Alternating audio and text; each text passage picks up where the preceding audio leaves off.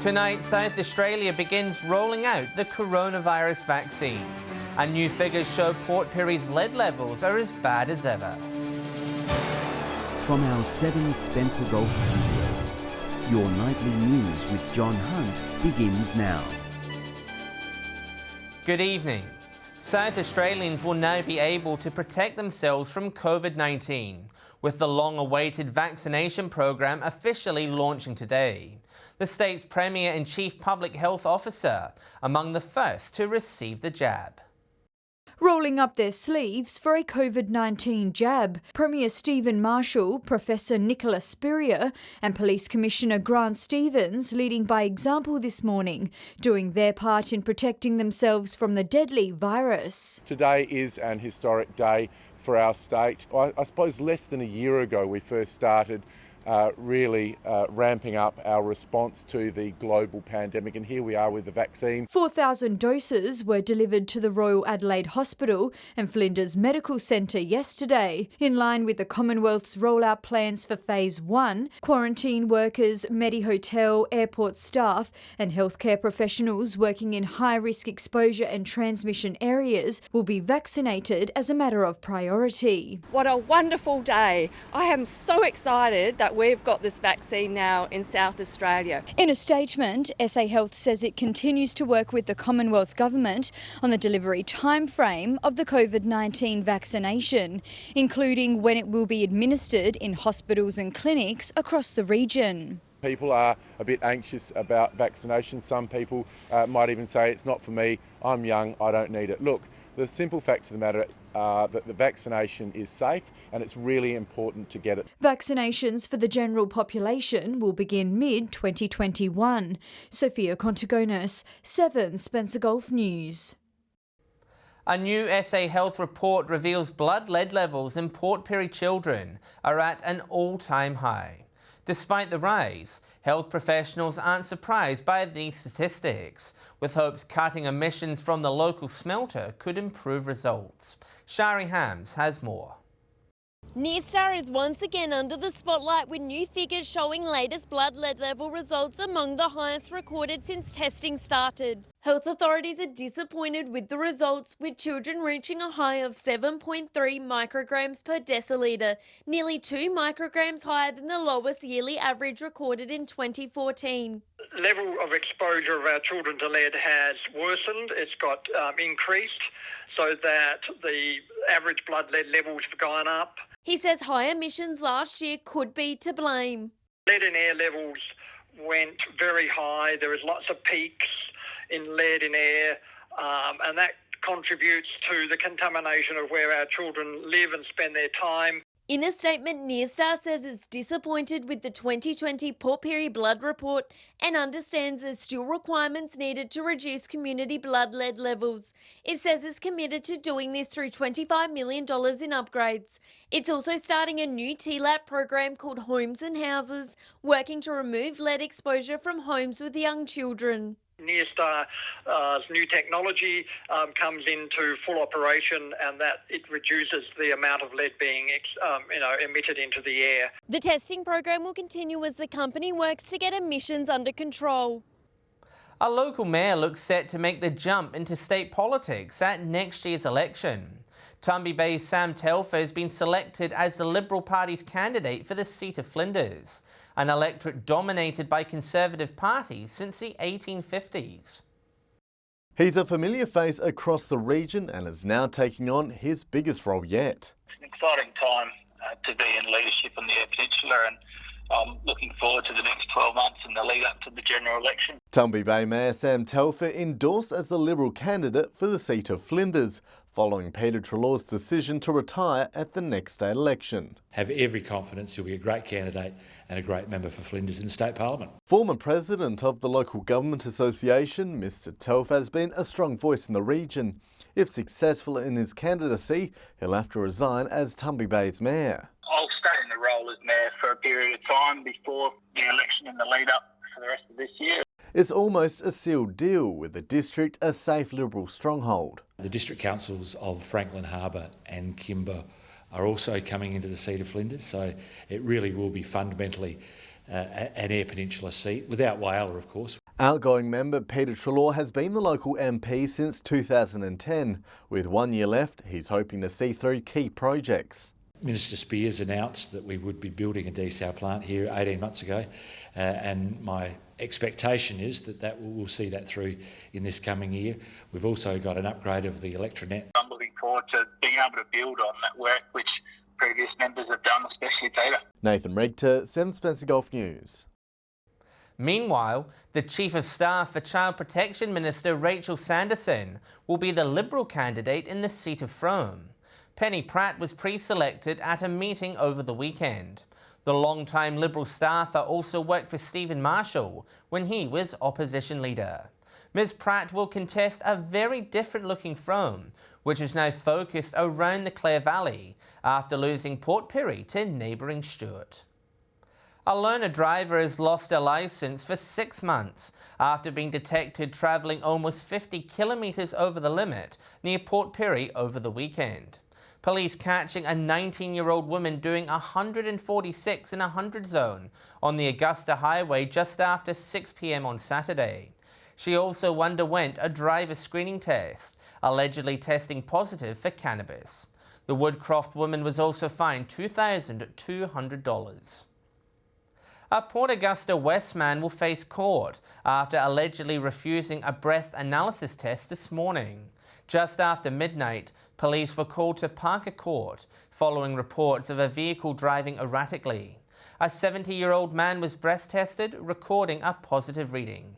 He was taken to the local police station where he allegedly refused to take a breath analysis. He was reported for failing to comply with the direction and instantly lost his licence. The vehicle was impounded. Still to come tonight, major changes on the way for South Australia's TAFE courses, and Broken Hill SES volunteers honoured for their service.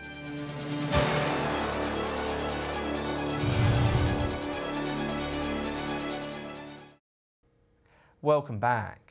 Opposition leader Peter Malinauskas has raised concerns on the member for Narunga Fraser Ellis's ICAC charges not being reported by the local Country Times newspaper. Situated in Kadina, the newspaper is managed by Mr. Ellis's father. It is natural for a father to want to protect their son, but I think it's also always important to adhere to the principles of editorial independence, and I'd always call on any news outlet to follow that creed. In a statement, editor Nick Perry confirms it will appear in tomorrow's edition. He says coverage of local stories are always published on printing dates, and the website will be updated Tuesday afternoon once the paper is out. The New South Wales government says it will review incentive programs designed to encourage teachers to move to rural areas. It says funding has increased to almost $30 million, and the review will be the first undertaken into the program since early last century. Money doesn't solve all problems. What we need out here are more experienced teachers, and particularly in leadership positions. Despite new bonuses introduced last year, a number of public school positions remain vacant in Broken Hill. Permanent teachers there currently receive rental subsidies, additional leave, and up to $20,000 of rural teacher payments, among other bonuses. Major changes are on the way for vet courses in schools, with the South Australian Government implementing a new Pathways program. Students will have the opportunity to commence a paid apprenticeship whilst completing their studies. Pens at the ready. The Samaritan College Year 9 students in Whyalla working hard towards their future. They'll join the rest of South Australian students next year, starting to make future career decisions as the state government changes how schools run vocational education. It's really geared at making sure that young people who are on vocational pathways are on pathways that will lead them to a real job. Really good there's been a new look into this area of senior secondary. Mr Judd says the new initiative initiative will allow students to make more serious career choices. There's targeted areas that we actually need future people in. Sometimes we can have lots of students going into courses they might like. It's just something they can do a little while. But now that it's targeted where the vacancies are, where the future vacancies are going to be. A variety of courses will be on offer through the Flexible Industry Pathway program, including aged care and disability, hair and beauty, and even tourism. We've got the seal of approval from the industries and the businesses that are going to be employing these young people. The Education Union not on board, however, saying the new program will limit students' ability to try different subjects. Under the new policies, students will be choosing their vocational stream in Year 10. And this is a very young age to be making such a big life decision. Sophia Contagonis, 7 Spencer Gulf News. Broken Hill's SES volunteers have been recognised for their service at an awards ceremony over the weekend. Among recipients, new recruits, long-term volunteers and those who dropped everything to assist in the bushfire emergency last year. A sea of orange as our state emergency service volunteers receive official recognition. We congratulate Mark on his achieving his 35 years of long service in New South Wales SES.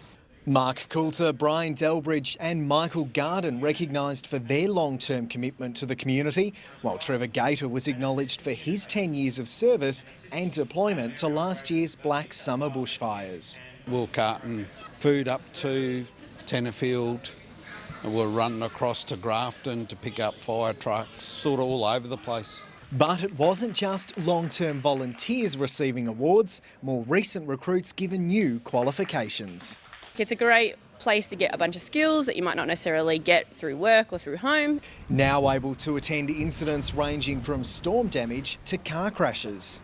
Everyone can do it. We come in with our own different skills and just general sort of life experience and that sort of stuff. The ceremony also a chance to collaborate with other units from across the district. And have a bit of a chat and compare how we do things differently, so it's been good. The Deputy Commissioner and Zone Commander praising our volunteers for their willingness to answer any and every call for help. A lot of the volunteers give up a lot of time, not only for training but also operationally. They could be sent away for weeks or days to help anybody anywhere in New South Wales. Lachlan Eater, 7 Spencer Gulf News.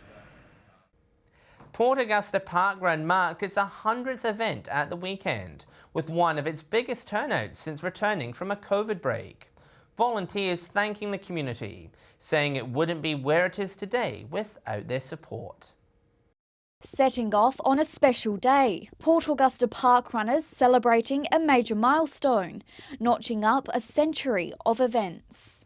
Really excited that we've made this milestone.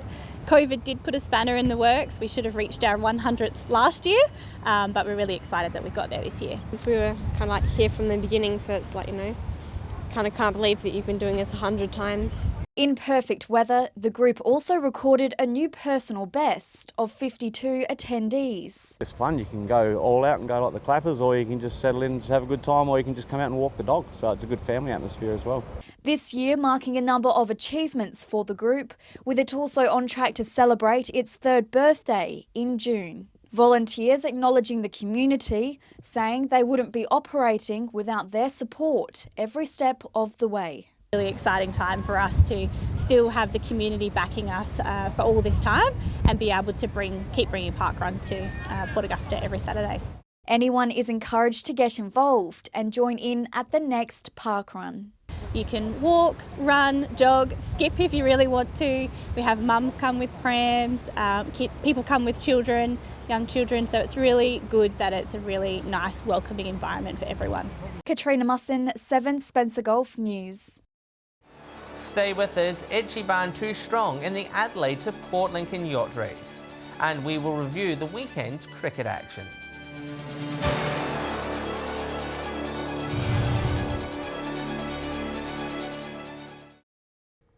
Two-time Sydney Hobart winner Ichiban has taken out this year's Adelaide to Lincoln yacht race as Regatta Week got underway.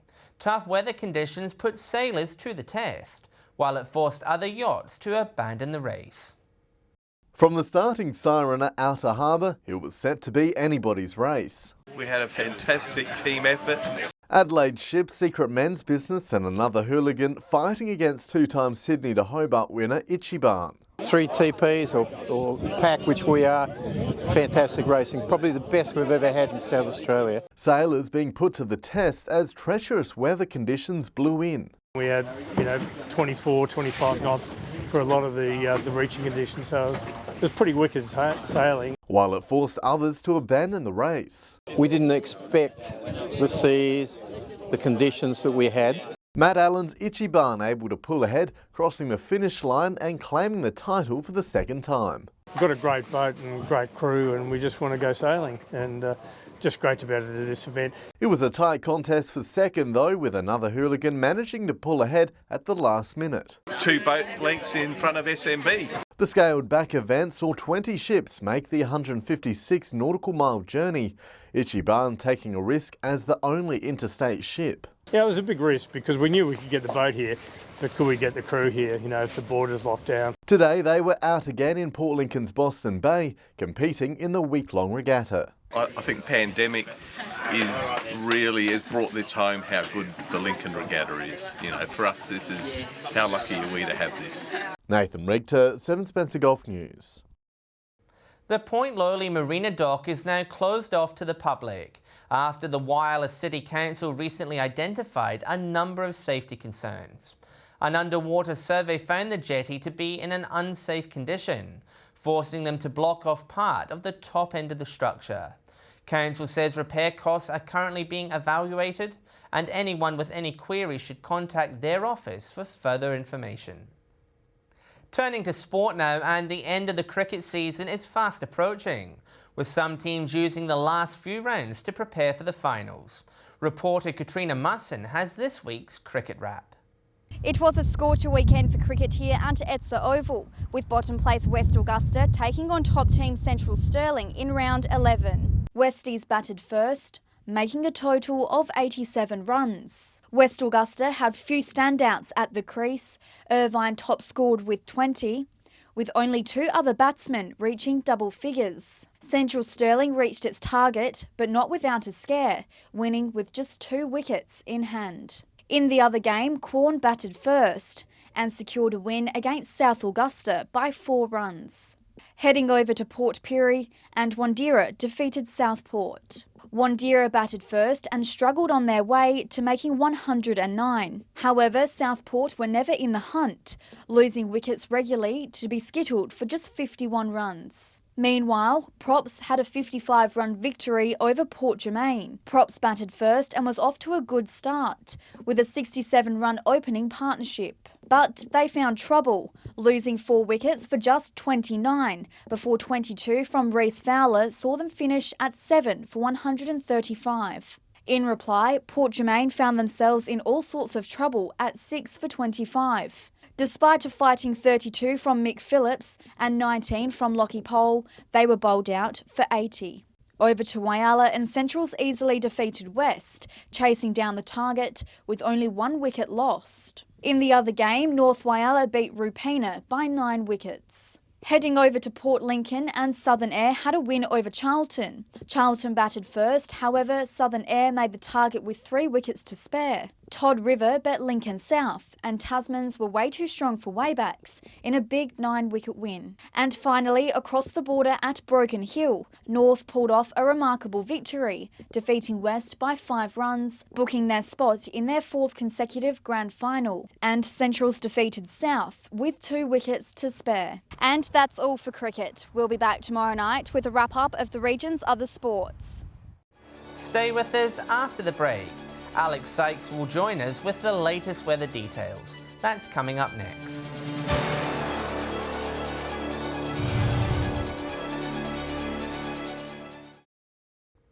Hello again.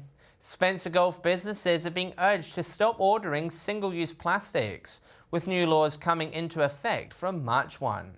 It's less than 10 days until single-use plastic straws, cutlery and stirrers will be prohibited from sale, supply or distribution in South Australia.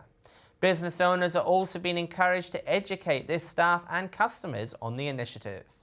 More information can be found on the website Replace a Waste, which offers alternative ideas in replacement of plastics. Time for a look now at what's happening in the weather across our region this week. Here's Alex Sykes with all the details.